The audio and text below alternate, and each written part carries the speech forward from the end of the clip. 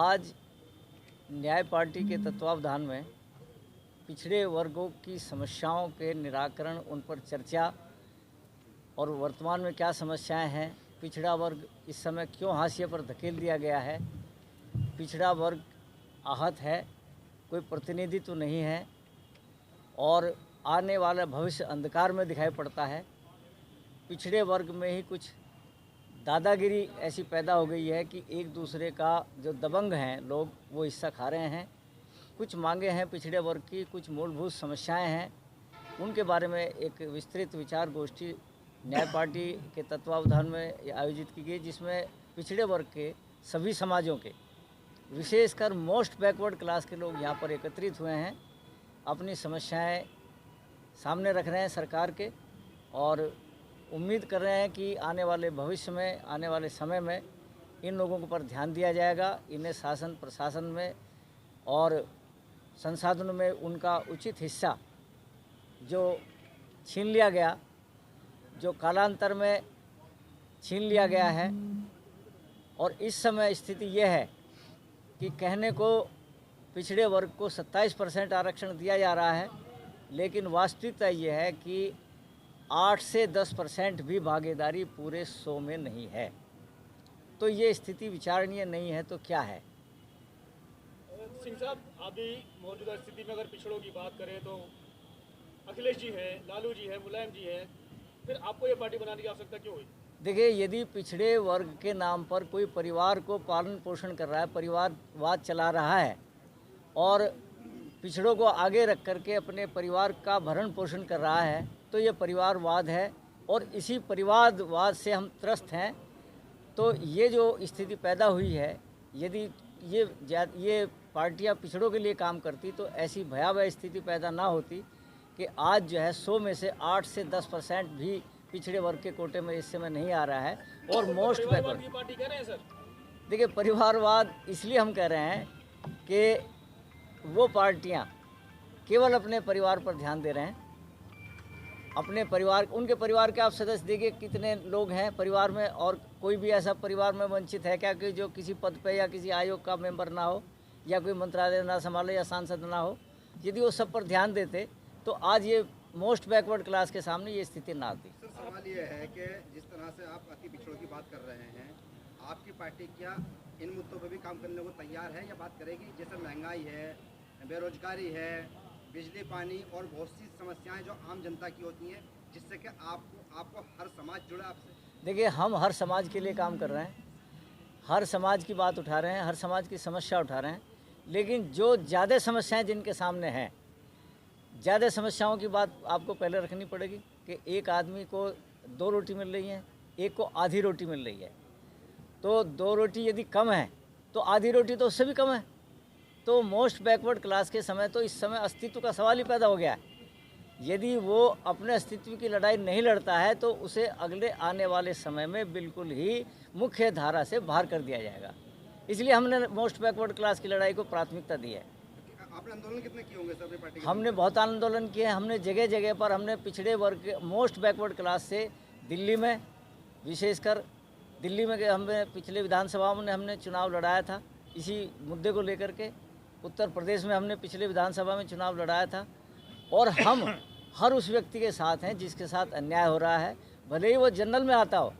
कुछ मुद्दे ऐसे हैं कि हम जनरल की बात भी करते हैं, हम जनरल के विरोधी नहीं हैं, लेकिन जिसे आज तक अधिकारों से वंचित रखा गया है तो उसकी आवाज़ को हम प्राथमिकता के रूप में उठा रहे हैं। नहीं, आपको क्यों लगता है कि क्या ये देश की केंद्र जो सरकार है, मोदी सरकार, जो खुद पिछड़े वर्ग से आते हैं, वो पिछड़ों के लिए काम नहीं कर रहे हैं क्या? पिछड़े वर्ग के लिए काम करते तो हम पिछड़ों की आवाज़ क्यों उठाते? जो हमने कहा कि 8 से 10% कुल पिछड़े वर्ग के प्रतिनिधित्व इसमें मिल रहा है, तो यदि वो काम करते, पिछले 8 से 10 साल से काम कर रहे हैं, तो हमारे सामने समस्या, हम तो कह रहे तुरंत बैकलॉग भर दो।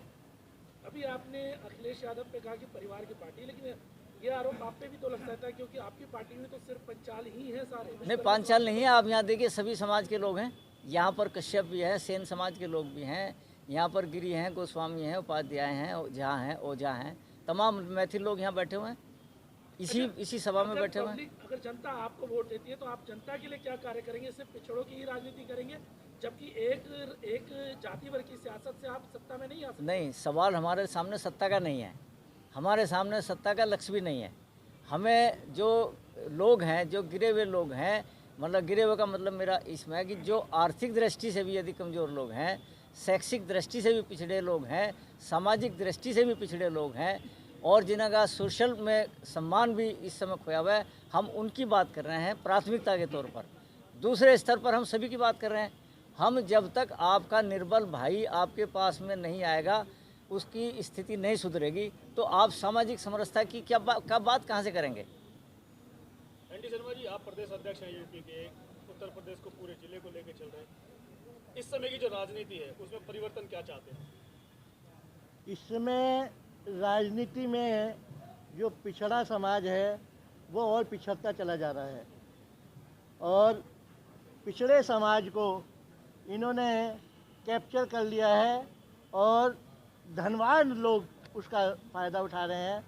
उसमें भी जो है 2-3 पिछड़े समाज के लोग उस पूरे कैप्चर करके 27% कोटे का इस्तेमाल कर रहे हैं। जो लोग हमारे साथ आ रहे हैं, पिछड़े समाज का हो, दलित समाज का हो या सामान्य वर्ग का हो, जो पीड़ित है हम उसके लिए कार्य कर रहे हैं। हमें आगे उनको ही लाना है जिसको जो है राजनीति में सामाजिक दृष्टि से, आर्थिक दृष्टि से पिछाड़ दिया गया है। जबकि पिछड़ा कुछ नहीं होता, अगड़ा कुछ नहीं होता। क्या होता है, 4 आदमी हम यहाँ बैठे हुए हैं, ये सब हमारे साथ आए हैं। अगर हम कहें नहीं ये हमारे पीछे हैं, वही गड़बड़ हो जाता है। इन्होंने हमें पीछे कर दिया कि ये हमारे पीछे है, पिछड़ा बना दिया, पिछड़े नहीं। जब तक ये समाज, अभी बिहार में पिछड़ों की जो जनसंख्या की गणना हुई है 63% है। आप देखिए देश का 63% जनसंख्या अगर पीड़ित होगी, अभाव में होगी, तो क्या वो देश तरक्की करेगा? मैं आप लोगों के माध्यम से ये सरकार तक पहुंचाना चाहता हूं कि सबका विकास का नारा जो दिया था उससे सरकार भटक रही है। कुछ विकास उन्हीं लोगों का करा जा रहा है जो पूर्व से विकसित हैं। सर सवाल एक और ये है कि जिस तरह से आप कह रहे हो कि पिछड़ों को पीछे छोड़ दिया गया है, वो पिछड़ा है। आपके समाजों से जुड़े हुए पिछड़े नाम के अनगिनत संगठन हैं, यानी कि जिला और गांव का नाम लेना आसान है, संगठनों का नाम लेना आसान नहीं है। आप कब एक साथ बैठेंगे? जी देखिए, ऐसा है, एक प्रयास हम कर रहे हैं कि जो लोग पीड़ित हैं वो हमारे साथ जुड़ते हुए आ रहे हैं। और आपने देखा होगा अभी करीब 20 लोग मेरे साथ यहाँ पे आए थे। वो इतने जो दिहाड़ी मजदूर हैं, मजदूरी करते हैं, वो सभी समाज से हैं, पिछड़े से हैं। उन्हें जो है दिन भर उन्होंने काम कर लिया तो खा लिया, नहीं तो नहीं खाया।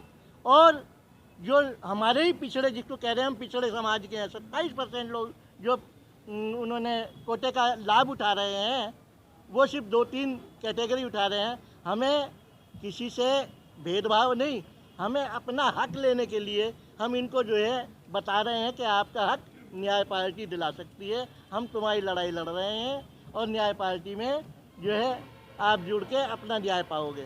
न्याय के लिए आप एक अपनी अलग न्याय पार्टी बनाएंगे, जैसे कि कोर्ट बनती है अलग से, अदालत बनती है? देखिए, कोर्ट अदालत अलग है, ये हमने राजनीतिक पार्टी खड़ी करी है और हम चुनाव लड़ते आ रहे हैं न्याय पार्टी के लिए। और न्याय पार्टी में आगे जब हमें मौका मिलेगा हम इस भेदभाव को दूर करने का संकल्प लेते हैं।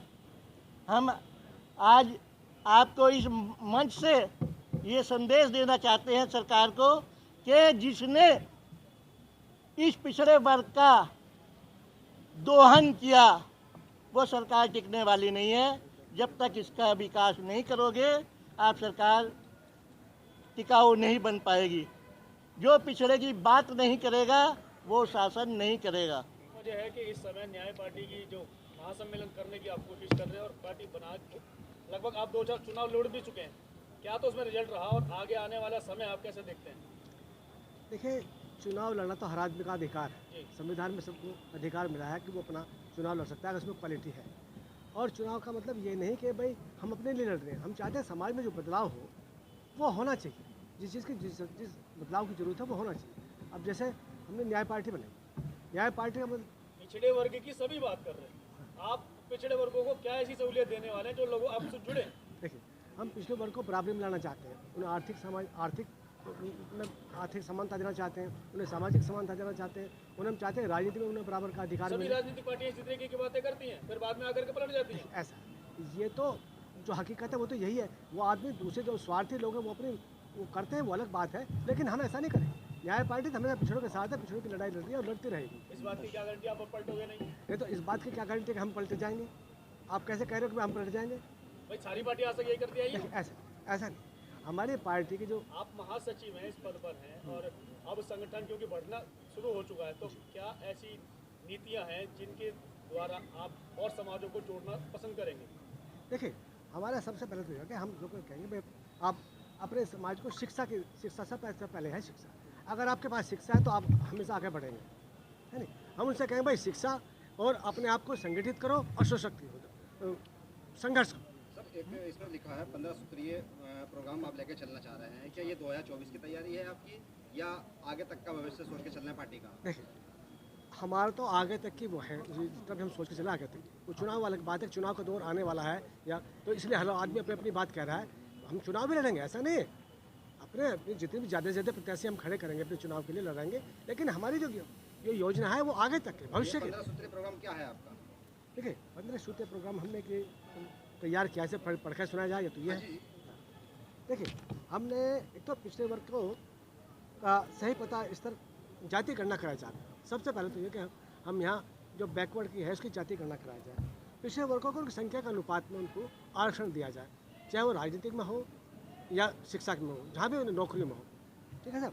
और पिछड़े वर्ग में 3 हमने कैटेगरी बनाई है, एक तो पिछड़ा वर्ग, एक अति पिछड़ा वर्ग और एक अत्यंत पिछड़ा वर्ग। और उसी के आधार पर जो हमारा आरक्षण है उसको कैटेगराइज किया जा रहा है। ऐसा नहीं जो आदमी सैचुरेट हो चुका है तो उसे भी वो दिया जा रहा है। जो लोग वास्तव में जरूरत है लाभ मिलना चाहिए आरक्षण का। और एक जो है जो पिछड़े वर्ग का है, SC/ST का, जो कि बैक लोग है, उसे भरे। ये हमारी सरकार से मांग है। शिक्षा और चिकित्सा में जितना बड़ा माफिया चल रहा है ये बिल्कुल ख़त्म होना चाहिए। शिक्षा फ्री होनी चाहिए, चिकित्सा फ्री होनी चाहिए। अगर ये दोनों चीज़ें फ्री हो जाएं तो हर आदमी बिल्कुल ईमानदारी से काम करेगा। जब उसे शिक्षा ही सही नहीं मिल रही, अब आप देखिए, अब MBBS में जाइए, कई करोड़ रुपये में जाकर आपका एडमिशन होता है, उसके बाद फिर भी वहाँ भी वो चलता है जुगाड़बाजी।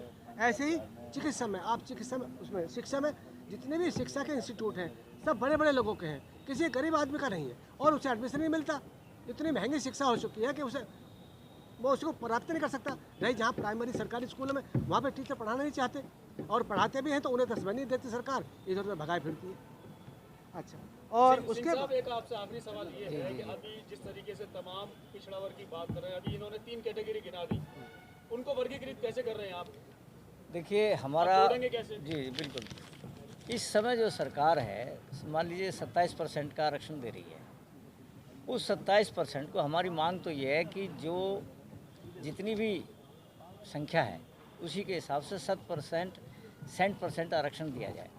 लेकिन फ़िलहाल जब तक 27% मिल रहा है तो उसमें हमने ये, और कई आयोग भी इसमें काम कर रहे हैं, रोहिणी आयोग है, तो उनके जो आयोग की रिपोर्ट जो पता लगी है वो ये है कि कुछ जातियां जो पहले से लाभ ले रही हैं उनको 7% में रखा जाए।